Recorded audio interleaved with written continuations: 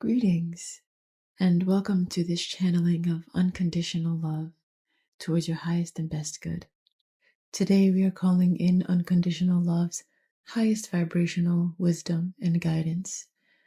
And if the title and the thumbnail of this video resonated with you, I intend that you gain deep healing, high-level intuitive confirmation, and any support needed by you at this time on your spiritual journey.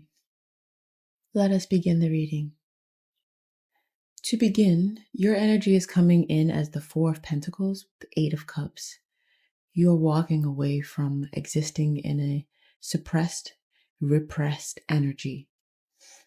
You are also walking away from old emotions that you might have been holding on to for quite a long time. The Four of Pentacles is also representing a situation of being in a deadlock, where there was no movement backward and no movement forward. And with the Eight of Cups, all of that energy is what's being walked away from by you. With the Sun, the Six of Swords, and Temperance coming in, we're seeing that there is a joyful experience. There's a lightness, a freedom of being, as well as a healing. You are moving into much more peaceful times, and Temperance is coming in showing that you are actually in divine alignment. This is what your spirit is guiding you to do. This is what your guides are helping you with, and you are connecting deeply with your spiritual and intuitive side right now. You are also strongly clearing out old mental patterns and stressful thoughts, conflicts, all of those. The Sun is coming in and you are moving through in such a peaceful way, leaving behind old things. I keep hearing licking your wounds. So there may have been a conflict that actually happened, and that could have been a situation that you were holding on to and that you've walked away from. And Spirit is really commending you with the Sun and Temperance. Spirit is also saying that they're there for you. So reach out to your guides at this time. Lean into the unconditional love that the universe seems to be pouring into you, seems to be lighting your way forward with at this time. You don't have to heal alone with the energy of licking your wounds. Yes, it is good to soothe yourself, be there to yourself. It is imperative to give yourself the attention and the healing that you need. Spirit is also saying that the universe, unconditional love, this is the divine healer, and it wants to be there for you. It can be there for you. And I feel you letting it be there for you at this time. With the Ace of Wands under the deck, there's this new spiritual passion, and where you used to hold back on that energy of creativity, of inspiration, of leaning into possibly your sensuality, leaning into what makes you unique. There could have been something that you were feeling inspired to create, to start, and you were holding back on it. Now you are following your heart. Now you're listening to your heart and allowing it and what lights it up to lead your way. With the Five of Cups, the Five of Wands, and the Seven of Cups, of course, especially if you're in this situation with the licking of the wounds where there was a specific conflicting situation that you had been holding on to that you are now moving away from. There's going to be a period of deep healing, of deep emotionality, feelings that weren't expressed coming out as sadness, coming out as frustration, as internal chaos, as externalized turmoil, as feeling overwhelmed. And if there's something that you are wanting to create, establish at this time, some inspiration that you're wanting to follow, all of those feelings might feel overwhelming to deal with at the same time. Spirit is saying that there is no rush. Everything happens in its divine time, through divine process, and what is meant for you comes to you when you are ready, or when you are ready to get ready.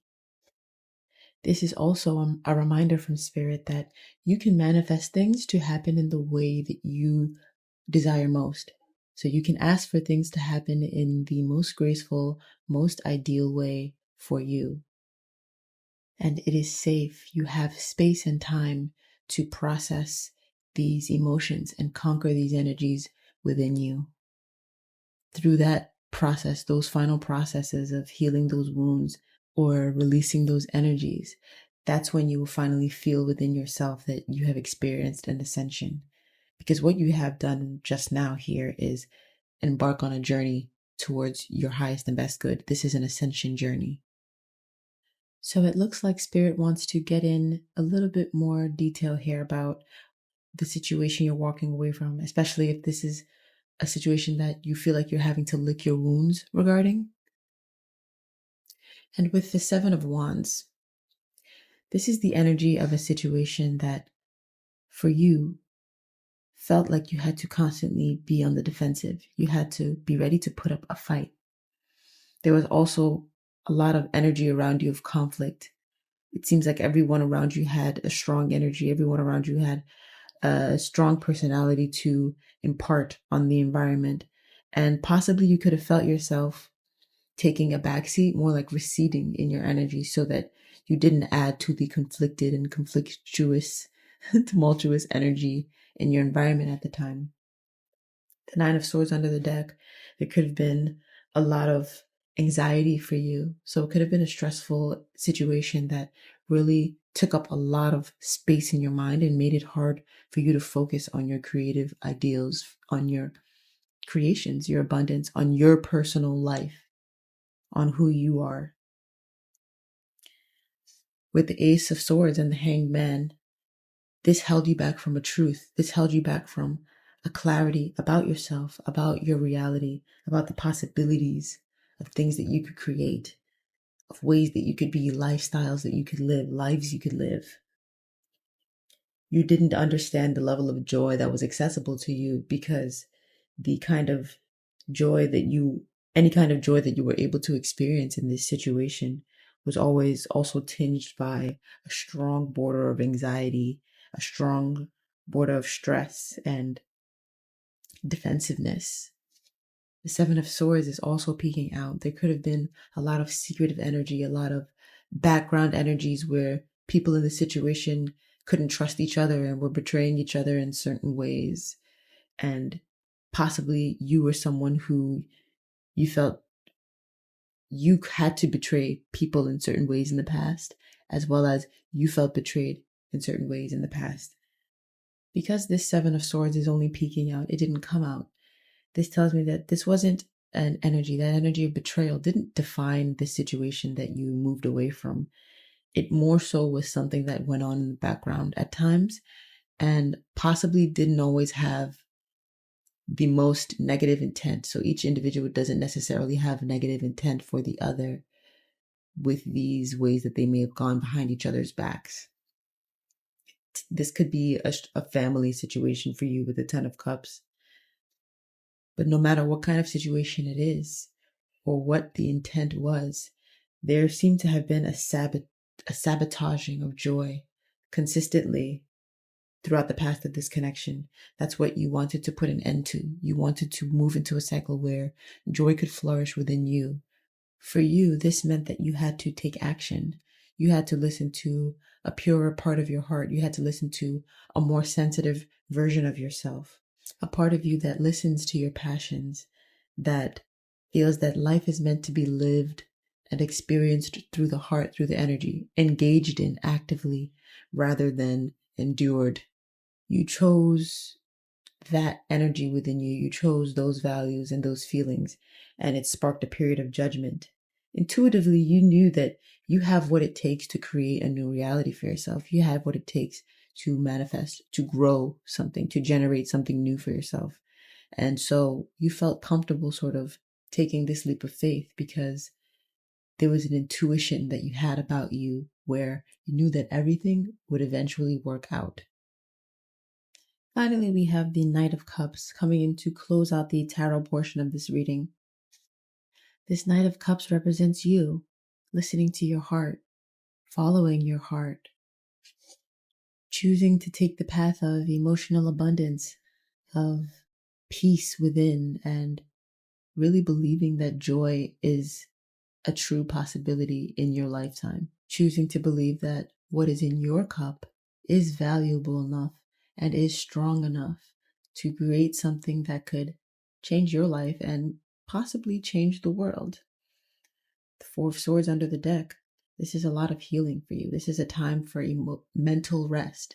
And the Four of Cups is coming in underneath. So this is also a time for emotional rest, recognizing all of the feelings that are existing within you, as well as all of the emotions that have been unexpressed and have existed within you for longer.